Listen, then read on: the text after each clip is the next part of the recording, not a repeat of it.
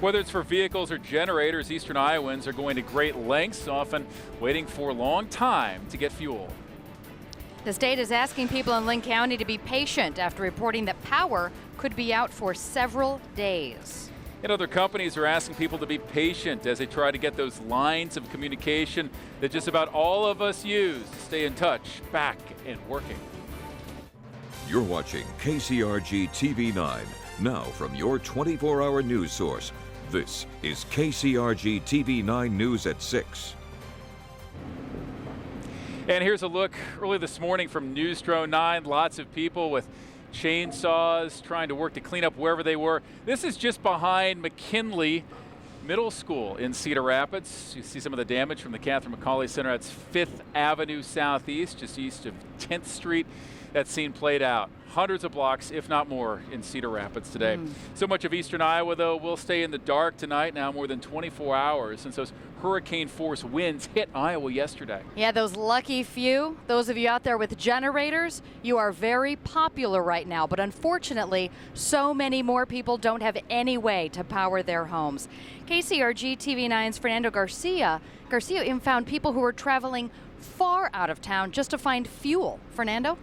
Beth, Chris, we went to a couple of gas stations in Anamosa and Monticello and found people from Cedar Rapids, Marion, Mount Vernon, and all of them talked about how devastated their communities were because of the storm. Most of them were just looking to fill their tanks, but others were looking for gas for their chainsaws and their generators. And I spoke with a woman from Mount Vernon who spent over an hour in a line in Anamosa.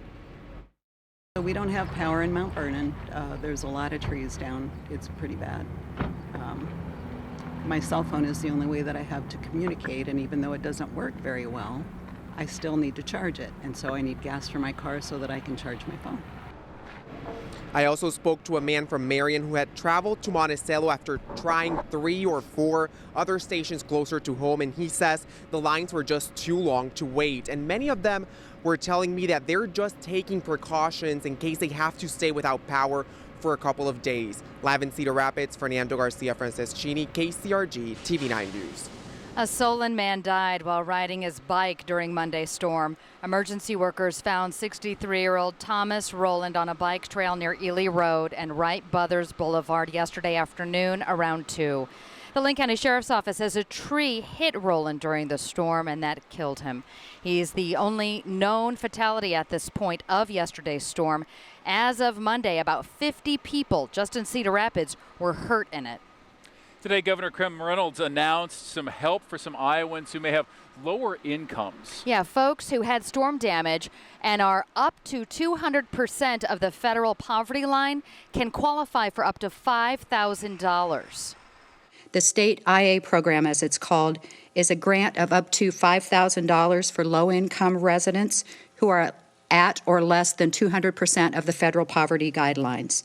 Of note, this program covers replacement of spoiled or destroyed food, up to a maximum of $50 for one person or $25 for each additional person in the household. The governor also issued a disaster proclamation that now covers 20 counties. Those include Tama, Poweshiek, Benton, Lynn Johnson, Cedar, Iowa, and Washington counties, those in eastern Iowa.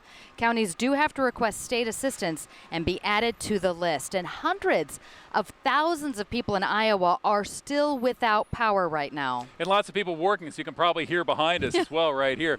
And so TV9's Aaron Hossman now joins us. And is there a timeline, Aaron, for when you're hearing the power is going to get back on for people? Well, I keep hearing the same thing. It's going to take several days for power to be restored. That's from both Mid-American and Alliant Energy after speaking with them today. And right now, that's over 200,000 people in the Cedar Rapids area. Now, earlier today, over on 29th Street Northeast in Cedar Rapids today, we did find crews working on main lines they say are connected to substations. A spokesperson from Alliant's corporate office tells me because of the extent of damage, it's going to take several days again to restore any power. Repairs will happen systematically, prioritizing places like hospitals and nursing homes with immediate need, and then onto neighborhoods with the largest number of customers, then onto businesses, and then those individuals without power. But in the meantime, there are some things that you can do to make sure your home's ready for repairs. The electrical connection that's on the side of your home If that is down or impacted, you'll need to call an electrician to have them come in and repair that. That's considered your homeowner responsibility. And I would advise you to call an electrician and have that done sooner than later, because that will allow, when our crews come through, for them to restore the services. People are also advised to stay away from any down power lines and report any of those power lines, and always assume those lines could be live or dangerous. Now, I also spoke with Mid-American Energy, which supplies a lot of the electricity to the Iowa City area. As of last night, it was about 26,000 people without power. In their latest update, they've gotten that down to now 17,000. Chris and Beth? Thank you so much, Aaron.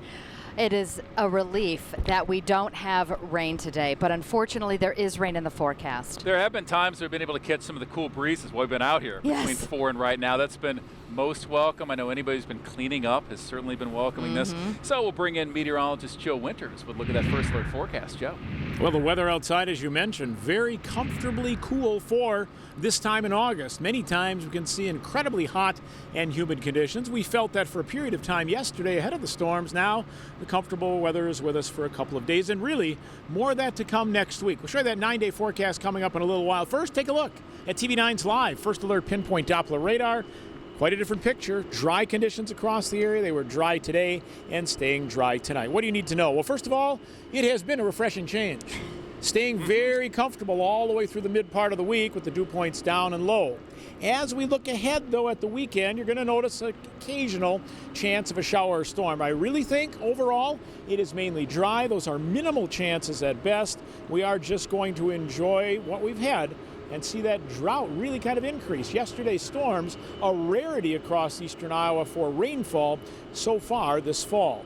Let's take a look at the Coralville-McGrath City Cam right now. That's live. 80 in Iowa City, 80 in Coralville, 78 in Butte, 81 in Cedar Rapids. Winds are light and the dew points are fairly low. There's your planner. Heading through the evening, we stay dry and comfortable. That overnight low dips down near 62 degrees with that light easterly breeze. We'll take a look at that 9-day forecast in a little while and find out when the best next chance of storms moves in.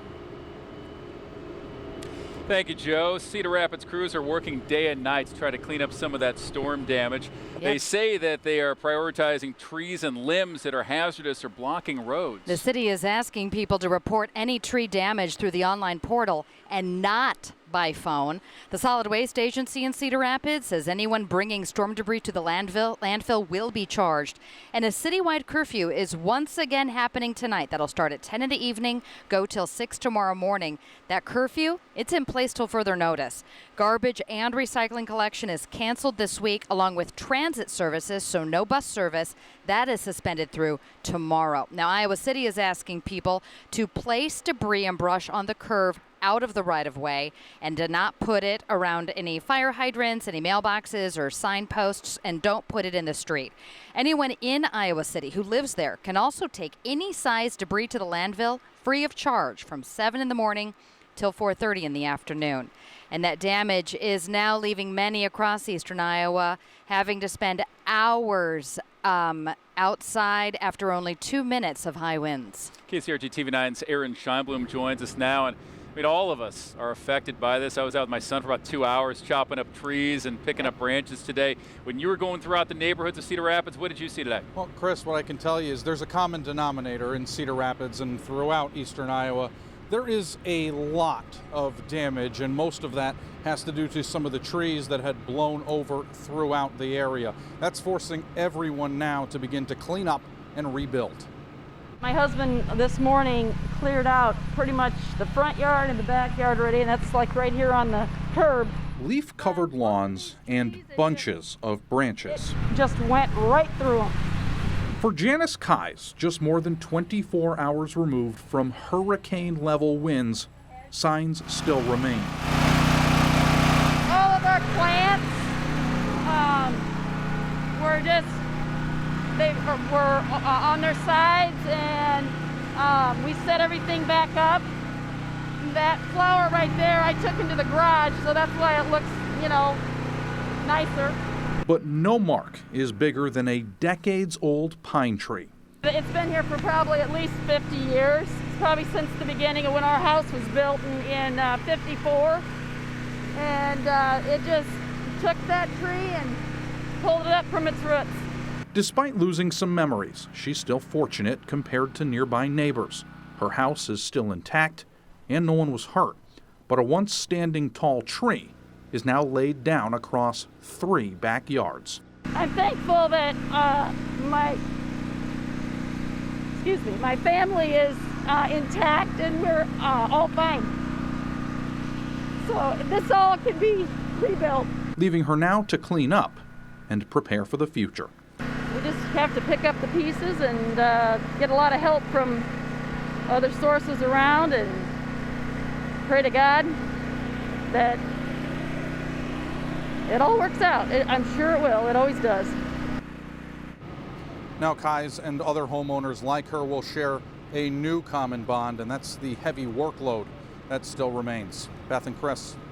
Thank you so much, Aaron. Now, Bowman Woods neighborhood in Cedar Rapids, it was hit by a storm in April, and now it's been hit again. And that one damaged homes, trees, campers, but luckily no major injuries reported. Stay with your 24-hour news source, KCRG TV 9. You see damage. Largely trees falling, unfortunately sometimes trees falling onto cars, in my experience onto homes. And so starting at 9 this morning in my house, chainsaws. And I think we were one of many in good company.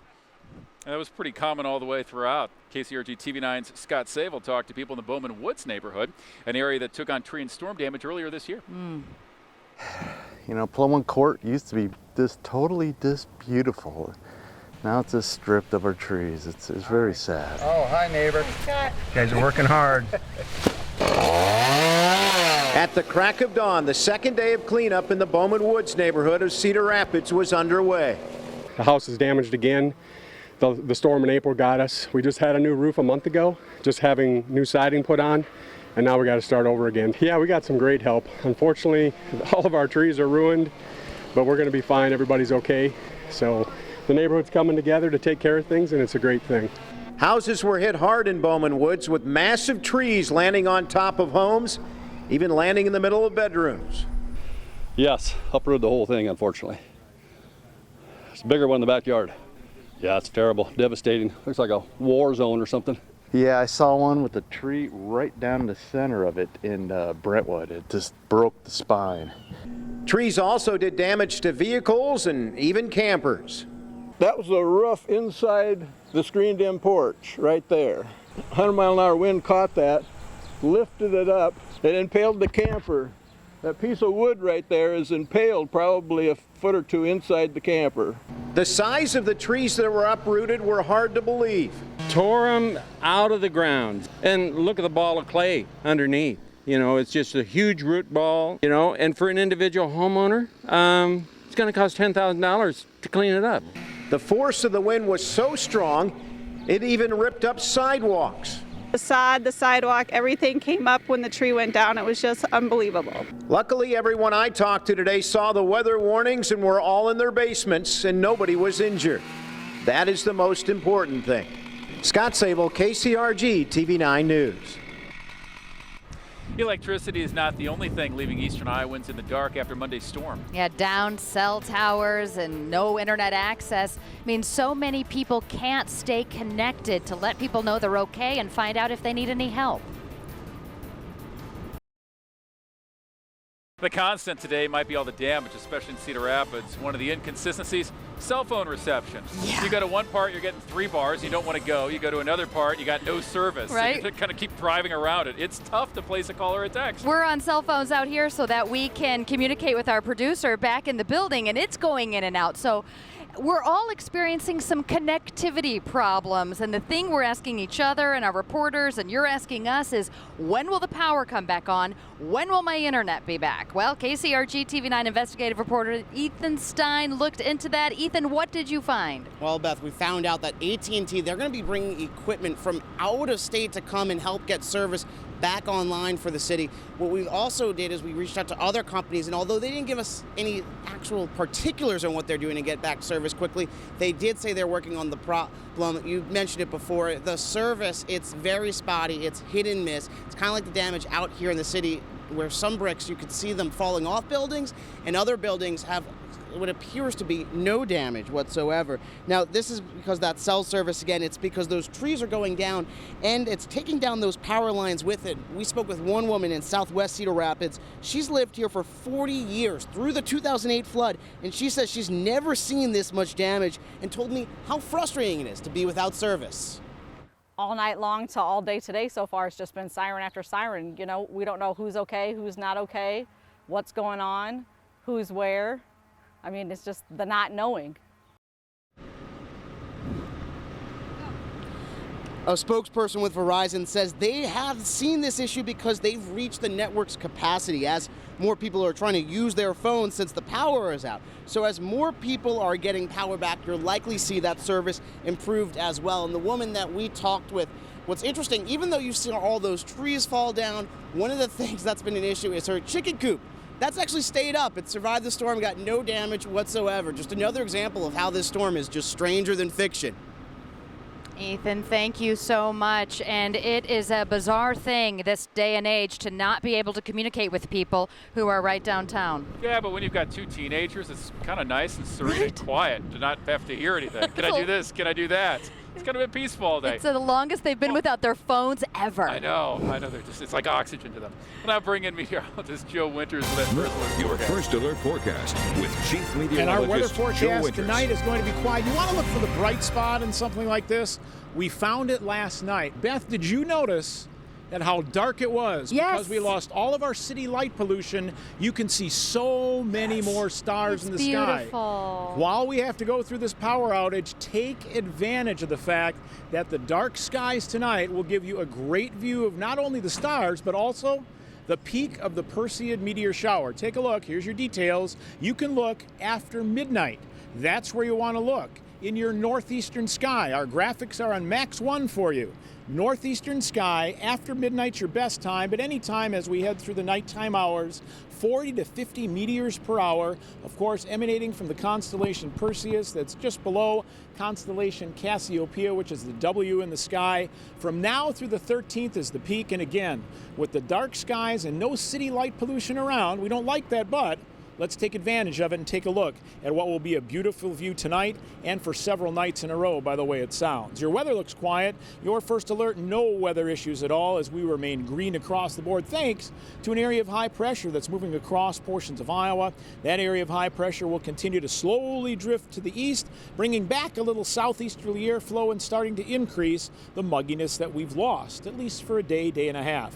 There you go with Pinpoint Futurecast. Mostly sunny skies for tomorrow to start. I think a partly cloudy afternoon, any showers and storms that develop off to the west, I think avoid eastern Iowa, and then generally a dry trend. Now again, it's unstable, so we could see an isolated shower or storm, but overall a dry forecast is expected not only Wednesday, but Thursday as well. There's your first alert forecast for tonight. We're looking for a low of 61 in Dubuque, 62 in Cedar Rapids, 63 in Iowa City, and 61 in Waterloo. Mostly clear skies, the winds remain light and out of the east. Tomorrow's forecast, how about a high in Dubuque of 83, 84 in Waterloo, southeast winds at 5 to 15, 85 in Cedar Rapids and in Iowa City. All in all, another pleasant day. And the dew point's still not bad. They're going to be a little higher than today. We were in the upper 50s. Tomorrow looks like some low to mid 60s. Close to 70 on Friday. Yeah, you're really going, or Thursday rather, that's when you're really going to start to feel that humidity. And 71 on Friday really pushes that humidity up and makes the atmosphere unstable. There you go. Wednesday, Thursday, real nice dry period. If you do have to do some work, you certainly can get out. 85 both Wednesday and Thursday. Mid-60s are expected as we work through those overnight lows. And then we head toward the end of the week and the weekend. It will be a bit muggy. That certainly is the case. There's an isolated chance of some showers and storms on Sunday, but there's changes ahead as well. 84 on Saturday, 82 on Sunday. Then look, Monday, Tuesday, Wednesday, highs will be in the mid to upper 70s. Overnight lows in the 50s. Yeah, mid-August is going to feel absolutely fantastic. Again, quiet weather continues tonight. Beth and Chris are back with more next. Keep it here on TV9. Well, we are still in a pandemic, so we do need to update you in the COVID-19 case for Iowa right now.